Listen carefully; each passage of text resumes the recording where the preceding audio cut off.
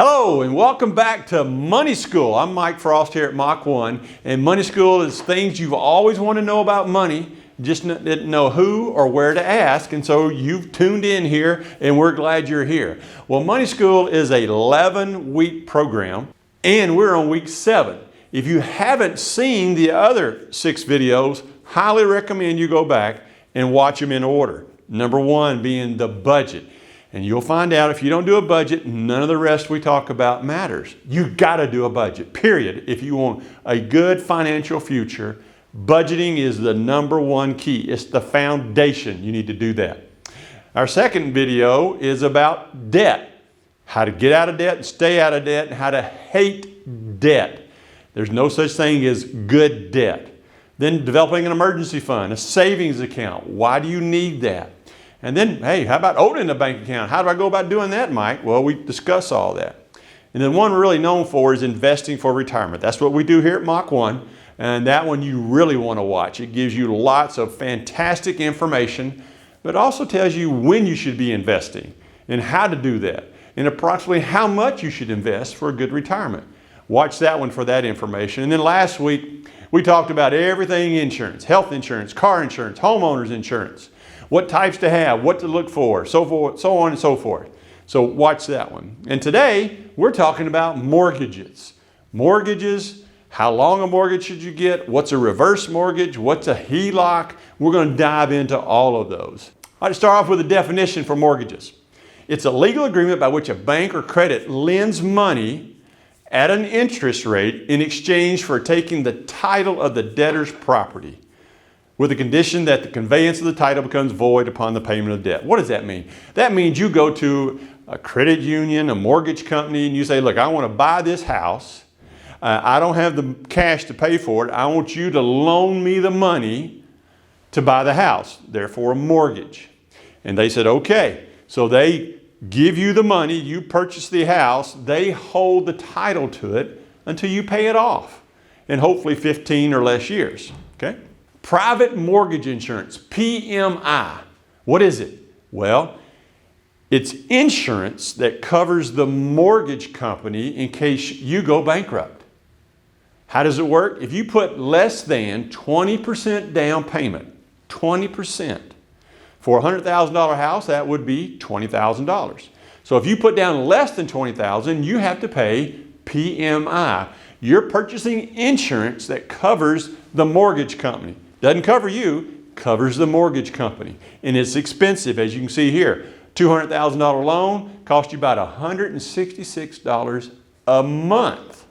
Now there is a way to get out from under that. Once you get 20% equity, you can have it reappraised and have that taken off. But until then, you're paying for not having a 20% down payment. Refinance. Hey, this is all the craze today, and this may be why you're watching the video. Hey, refinance, we're going to go over some of the parameters for doing that. That means you had a mortgage, it may have been at a higher rate or longer years, and you want to, quote, redo, get a lower rate, shorten the years, or whatever it may be. That's refinancing, okay? And then this thing we call a HELOC. It's not a SHELOC, a HELOC. It's a home equity line of credit. You've lived in your house for a while and you've got some equity built up, and you want to pull some of that out to do a remodel, maybe. We don't suggest doing it for paying off credit cards, but some people do that. Another way, just get money out of your house and use it. It's basically a second mortgage. You got to pay that money back. So again, the last ditch thing that we'd want anybody to do. And then this thing called a reverse mortgage. This is only applicable to a very small percent of the population. There's some rules around a reverse mortgage. It's only for people over 62 years old. You got to have at least 50% equity in your home. And the only reason you should be thinking about doing it is if you have no retirement assets and you've got this huge amount of equity built up in your house and you don't have any retirement funds. It's a way for you to get some retirement funds and still keep a place to live. So in small cases, it does make sense, but usually a very small amount. All right, so there's some definitions. So let's get into some of these. Some guidelines for doing a mortgage. All right, you're out of school, you're ready, you may be married, not married, you're ready to buy a house. All right. You don't have the money to pay cash for it, so now you got to get a mortgage. Okay, how much mortgage do I want to get, Mike? How much can I afford? What can I do? Well, the guidelines we recommend is your total mortgage. That includes your principal and interest, along with taxes and insurance. All those go with owning a house. Principal and interest, the money you borrowed and the interest on top of it. Then the taxes and the homeowner's insurance. All those come together. All of that combined should not be more than 25% of your income. 25%. Now you say, well, Mike, wait a minute. I applied for one. They let me have 33%. Yes, they'll let you do that because they want to handcuff you with that big mortgage payment so you can't drive a car, go out to eat, and do anything else. So keep it to the guidelines. 25% on a 15-year mortgage, not a 30. Well, Mike, I really need a 30. A 15-year mortgage, the beauty of it, pays off in 15 years. A 30-year mortgage, people will get and say, well, I'll pay it off in 15. They never do. 15-year mortgage, 25% of your pay. Got it? Write that one down. All right.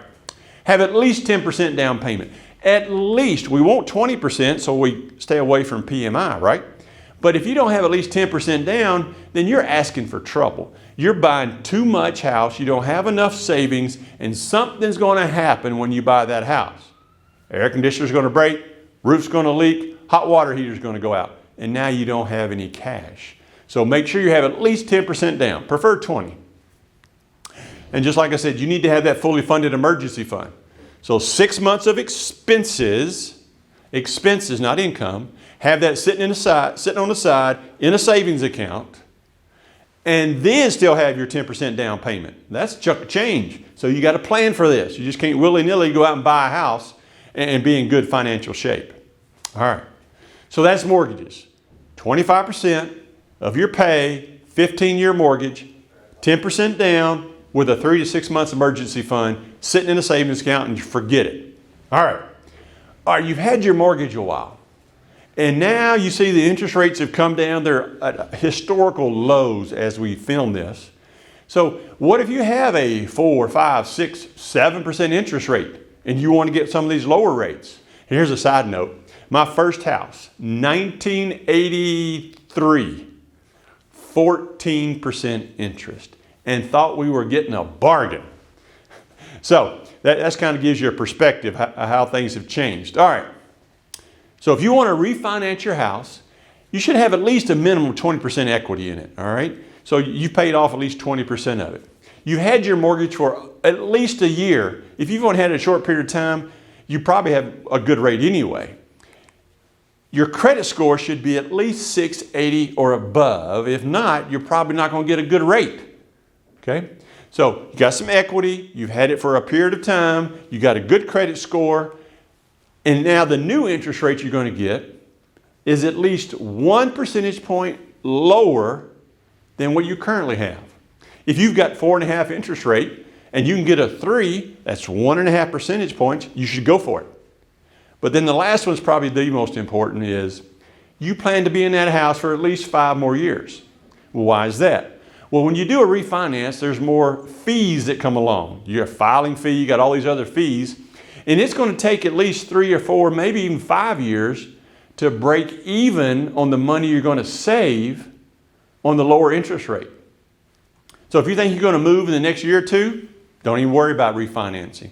But if you plan on being there 5 years or longer, and it's going to be 1 percentage point lower, and you meet the other criteria, then yeah, this would be a great time. I mean, we still are seeing interest rates in the 2s. That's unheard of. In the 2s. When I got that 14% interest rate, the banker I was dealing with, and again, don't recommend doing it with banks now, he said, Mike, I can't afford to pay off my home mortgage loan. I go, well, why not? You're a banker, you make a lot of money. He says, that's not it. He says, my interest rate is at 4% in 1983. So he'd had it for a long time, and his words were, we won't ever see these in my lifetime. And he's probably passed away now, so he was probably right. But in our lifetime, we see those now. Sub 3% home mortgage loans. That is fantastic. So if yours is above 3%, you should definitely investigate that. All right. And if you do refinance, look at, if you're in a 30-year loan, look at doing a 15 or a 7 or a 6 or 11. It doesn't have to be 30 or 15. You tell them the term limit you want. People just assume I have to do a 30 or I have to do a 15. No, you don't. You tell them what you want. But be very careful and please know all the fees involved. It's great to get a 2.5% interest rate, but then they got all these fees and it's going to take you 10 years to recoup it. Not a good plan. So know the interest rate, but also know all the fees up front before you sign any paperwork. All right, home equity lines of credit, HELOCs, commonly known. What are they used for? Well, it's borrowing. You're taking money that you've paid on your house and you're pulling it out. But you're borrowing it. You got to pay that money back. So it ends up just being more debt. And one of the things we see that's just crazy, literally crazy. People run up these high credit cards, right? So you got $10,000, $20,000 in credit card debt on a 15, 20% credit card. The interest rate is killing you. And you say, man, I can go over here and get a home equity loan on my house and pay 3 or 4%. Well, I'm swapping 20% interest rate for 4%. That's a great plan, isn't it, Mike? No, it's not, because here's what happens. You do that. You take the money out of your house. You pay your credit cards off. All you've done is move the debt from over here to over here. What almost always happens, people then take those credit cards and charge them all the way back up. Now you've got all that debt that you put on your house, and now you got the credit card still. You didn't change any behaviors. So you change the behaviors, don't just shift debt around. Okay. All right. Reverse mortgages. Reverse mortgages. Very few of us want to go in reverse. You've done all these years and you've worked and worked and worked to pay down this mortgage. The last thing you want to do is back up on it. All right. So some of the criteria, if it fits you, is you got to be at least 62. Okay. You got to have 50% equity in the house. The house has to be your primary residence. Meaning if you spend 7 months of the year in a house in Florida and only a few months of the year in the house here, you cannot do a reverse mortgage on the house here in Arkansas. It has to be your primary residence. 6 months and 1 day means primary. Okay? Got to read all the fine print. There are so many fees in doing a reverse mortgage. I checked with some folks. They asked me to check into it for them. A reverse mortgage just to do it. This is on about a $250,000 house. The fees alone, sit down for this, over $13,000 in fees. So this is not something to be taken lightly. All right, you got to know what you're doing when you get in this. So if you do a reverse mortgage, what most people would use it for is, like I mentioned earlier, is they've run their retirement assets dry. They don't have any, quote, cash, but they got this huge, big pay-for home. Let's make up a number. Let's say it's worth $500,000. Well, they can do a reverse mortgage and take out $200,000, $300,000 in cash to live on. And here's the key. They get to stay in the house until they pass away. So they don't have to move. They don't have a mortgage. They could pay it back, but they don't have to. And they got cash to live on. Now, the downside of that is when they pass away, then the debt on the home is probably more than any cash they would have left over. So the home has to be sold. So when you do a reverse mortgage, just know that at the end of your life, the bank or whoever the mortgage company is going to own that home and they'll sell it off. If there's any equity left, they sell the house off and then give it to your estate. And then the estate then distributes that money. So make sure you get lots of counsel before you go and sign up for a reverse mortgage. It may sound good. You see all these actors on TV saying, yeah, I trusted. They're getting paid. Just know that. They're getting paid. It may not be good for you. All right. And the last point on reverse mortgages is, if you ever decide you wanted to move and you have a reverse mortgage, it may prevent you from ever moving, because now you got to pay that loan off. And if the house is not worth what owed on it at that point, then you really can't get out of it. So again, a lot of downsides to a reverse mortgage. but in certain situations, it may be just the thing you need. All right. So mortgages, there you go. What's the summary? If you're going to get a mortgage, a first-time mortgage, 25% of your take-home pay on a 15-year mortgage. You'll be so happy you did. 20% down, a 20% down payment will prevent you from having to pay private mortgage insurance. Remember, when you're paying that on a monthly basis, it's not for you. It's for the mortgage company. Whoever loaned you the money, it's protecting them. So have that 20% down payment before you think about going and getting a mortgage. And then if you've had your home for a while and you want to refinance, the rates are lower and you qualify, again, it needs to be at least 1% point better than you have now, and you're going to be there for at least 5 years. Now, those are general terms. That's rules of thumb. You could make the numbers work, possibly a little bit different numbers, but generally speaking, 1% lower rate, and you're going to be there for at least 5 more years.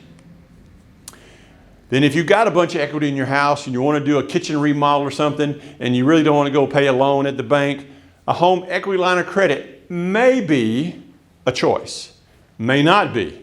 So you need to do some research on that and do some checking to see if that's your best choice. And then last but not least is the reverse mortgage. Do your research. You got to know all these we've talked about here, there's fees involved. These people are in the business to loan money and make money. And where are they going to make it from? You. However, it may be a good plan for you depending on your circumstances. Just got to do your homework. You got to know all the facts, okay? And so our thought of the day today is from Maya Angelou. The ache for home lives in all of us. The safe place where we can go as we are and not be questioned. You know, that's the American dream, to own our own home, right? We want you to own your own home. We just don't want your home to own you. So follow these guidelines. If you have any questions, please feel free to give us a call. If you have questions about, well, what are some good mortgage companies? If you call us, we'll be glad to recommend some that have taken some really good care of a lot of our staff and a lot of our clients. All right, stay tuned. We're going to be talking about college planning next week on Money School.